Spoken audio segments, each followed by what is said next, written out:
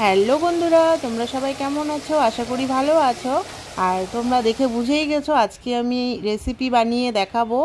এটা দেখো, মাশরুম বানিয়ে দেখাবো তোমাদেরকে।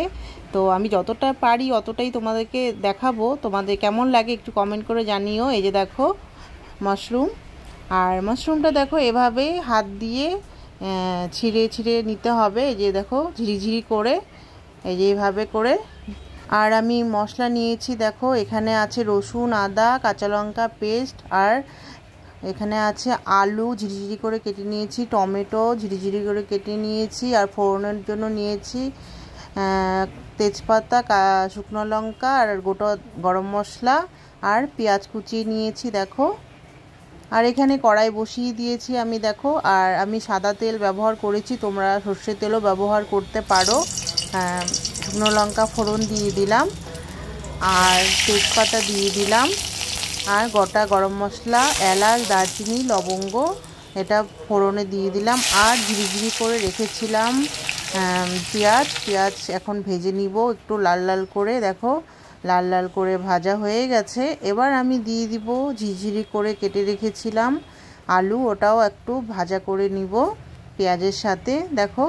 আর এবার আমি পেস্ট করা মশলাটা দিয়ে দিলাম, রসুন, আদা, পেঁয়াজ পেস্ট, আর কাঁচা লঙ্কা পেস্ট দিয়ে দিলাম।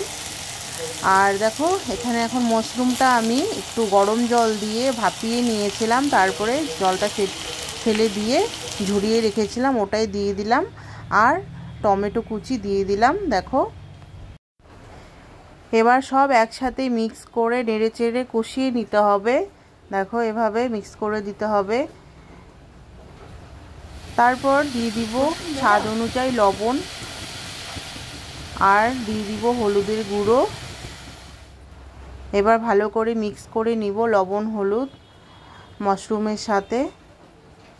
আর দিয়ে দিব জিরে গুঁড়ো আর শুকনো লঙ্কা গুঁড়ো। আমি কাঁচা লঙ্কাটা দুটোই দিয়েছিলাম, তো শুকনো লঙ্কা গুঁড়ো একটু দিয়ে দিলাম। এবার ভালো করে নাড়াচাড়া করে কষিয়ে নিতে হবে। আর মশলার বাটির জলটা একটু দিয়ে দিলাম। এবার নেড়ে চেড়ে ভালো করে কষিয়ে নিব। দেখো মাশরুমটা দেখো কষানো হয়ে গেছে। দেখো এবার আমি দিয়ে দিব জল সামান্য পরিমাণে। দেখো জল দিয়ে ভালো করে নেড়ে চেড়ে নিতে হবে। নেড়ে চেড়ে দেখো আমার মাশরুম কি সুন্দর হয়েছে, একদম কমপ্লিট হয়ে গেছে। দেখো জল ফুটে গেছে। এবার আমি দিয়ে দিব গুঁড়ো গরম মশলা। এবার ভালো করে নেড়ে চেড়ে নিব। দেখো আমার মাশরুম একদম রেডি হয়ে গেছে। আমি এভাবেই বানাই বাড়িতে মাশরুম। তোমাদের যদি ভালো লাগে তাহলে আমার মতো করে বানিয়ে খেয়ে দেখো, খুবই ভালো লাগে, খুবই টেস্টি লাগে খেতে। তো আমার ব্লগটা তোমাদের কেমন লাগলো একটু কমেন্ট করে জানিও। আর তোমরা সবাই ভালো থেকো, সুস্থ থেকো। আমি আবার আসবো আরেকটি নতুন ভিডিও নিয়ে। টাটা।